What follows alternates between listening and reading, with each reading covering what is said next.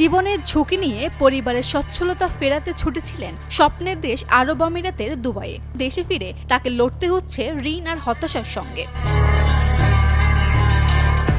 বাবা মারা যাবার পর সংসারের দায়িত্ব কাঁধে নেন রেজাউল। সচ্ছলতার স্বপ্ন বুকে নিয়ে 2023 সালের জুলাই মাসে পাড়ি জমান দুবাইয়ে। তবে সেখানেই শুরু হয় তার দুঃস্বপ্ন। দালালের খপ্পরে পড়ে হাতে পেয়েছিলেন শুধু একটি ট্যুরিস্ট ভিসা। কর্মসংস্থান নয়, তাকে নিয়ে যাওয়া হয় মরুভূমির এক অজানা জঙ্গলে। সেখানেই অন্ধকার একটি ঘরে 26 দিন লুকিয়ে রাখা হয় রেজাউলকে।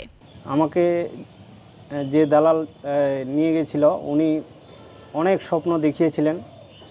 তিনি আমাকে যে কাজ দেওয়ার কথা ছিল সে কাজ দেয়নি। এক নাগারে প্রায় 15 থেকে 20 দিনের মতো একটি অন্ধকার ঘরে ঢুকে রাখছিল। রানীশঙ্কল পৌর শহরের এক অফিসে শ্রমিকের কাজ করেন রেজাউল করিম। স্ত্রী, 2 মেয়ে আর এক ছেলেকে নিয়েছিল তার ছোট্ট সুখের সংসার। রেজাউলের স্ত্রী জানান, বর্তমানে ঋণের দায়ে জর্জরিত হয়ে দুঃসময় পার করছেন পরিবারটি। আমি মনে করছি আমার স্বামী আর দুনিয়ায় নাই, তো আমি এখন আমার বাচ্চা কাচ্চাদের নিয়ে কি করব, আমি খুব দুশ্চিন্তায় পড়ে গেছি।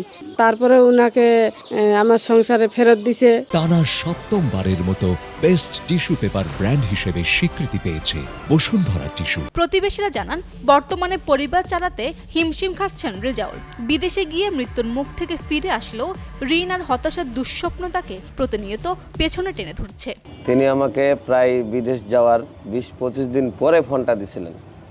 ফোনটা দিয়ে সে এমন বেকুল একটা কান্না আর তার যে একটা ভয়ঙ্কর, আমি যে তার একটা আওয়াজ আমার কানে আসলো, শুধু কান্নাই, সে আমার সাথে ঠিকমতো কথা বলতে পারতেছে না। রানীশঙ্কল থানার ভারপ্রাপ্ত কর্মকর্তা জানান, বিদেশে যাওয়ার আগে কোথায় এবং কিভাবে যাওয়া হবে সে বিষয় থেকে আগে থেকেই সচেতন থাকা জরুরি।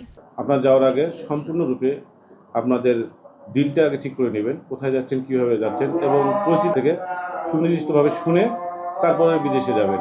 এই বিষয়ে যদি কেউ এর মধ্যেই প্রতারিত হয়ে থাকেন আমাদের কাছে অভিযোগ দিলে আমরা আইনগত ব্যবস্থা, যথাযথ ব্যবস্থা গ্রহণ করব। বিদেশ গমন স্বপ্ন হতে পারে, তবে ভুল পথে দালালের মাধ্যমে গেলে তা হয়ে উঠতে পারে মৃত্যুর ফাঁদ।